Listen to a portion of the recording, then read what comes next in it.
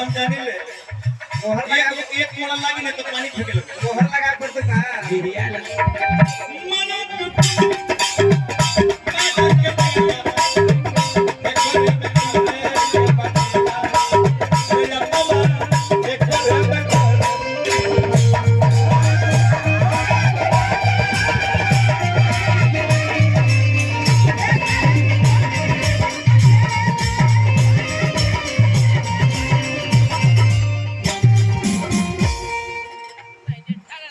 दुनिया में ना केहू रहल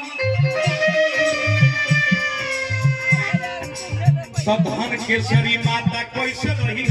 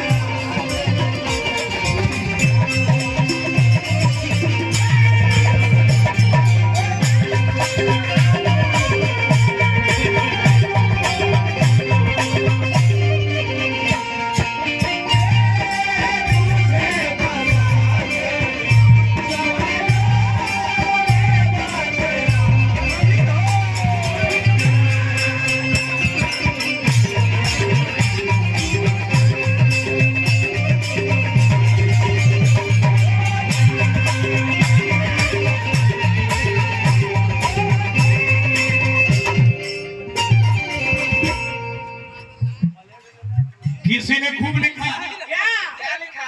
बख्श देता है खुदा उनको जिनकी किस्मत खराब होती है वो हरगिज नहीं बख्शे जाते जिनकी नीयत खराब होती है बाबा क्या बात है सुबोध जी होटल मलिका कहाँ गए यार है ना ये चिचिया ही कब से हमारा समाज है ना सुबोध देख के दुनिया का कोई चीज खराब नहीं होता सुबोध यादव जी नहीं दुनिया में कोई चीज खराब नहीं दुनिया का कोई चीज खराब नहीं है जो आपने किया है वो होटल की रचना हम अपने परिवार वालों के छोर के पास है हम लोग ये इतना कम से कम भरोसा है आपके ऊपर कि पैसा नहीं रहने पर मेरा इज्जत बढ़ सकता है तो तने ताली लगा के सम्मानित पनीर चलिए खाली पनीर बना कर लेते हैं पनीर जोड़ी हो फोन कर लेने की चाय पी ही के जाए के बाद ताकि आप सोचने के सवेरे प्रोग्राम स्टार्ट करे के बाद सुबह तने हेकरा कर दे दो कमजोर पेट के चलते हूं मजबूर होके बेचारी मर्दाना हमने का नाती हमने डीएम घर के लेके आए तो नहीं फोन नंबर देते हैं चला दे तो अच्छा किसी ने खूब लिखा है क्या है बख्श देता है खुदा उनको जिनकी किस्मत खराब होती है अरे वो हरगिज नहीं बख्श जाते जिनकी नीयत खराब होती है न मेरा एक होगा न तेरा लाख होगा न तारीफ तेरी होगी न मजाक मेरा होगा कि साहे शरीर को करूर मत कर तेरा भी राख होगा और मेरा भी राख होगा जिंदगी भर ब्रांडेड करने वाले याद रख कफन का कोई प्राण नहीं होता है नहीं कोई रोक कर दिल बहलाता है कोई हंसकर दर्द छुपाता है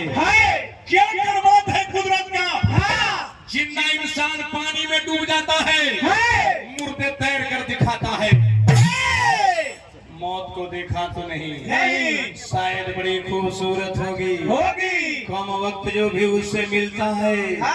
तो जीना छोड़ देता है इसीलिए कहता हूँ यारो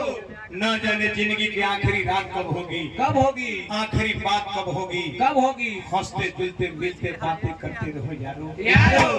न जाने एक दूसरे की आखिरी मुलाकात कब होगी आखिरी मुलाकात कुछ नहीं खेले के जाए के बा केहू नहीं खेला न पिकअप दुनिया से जाए के बा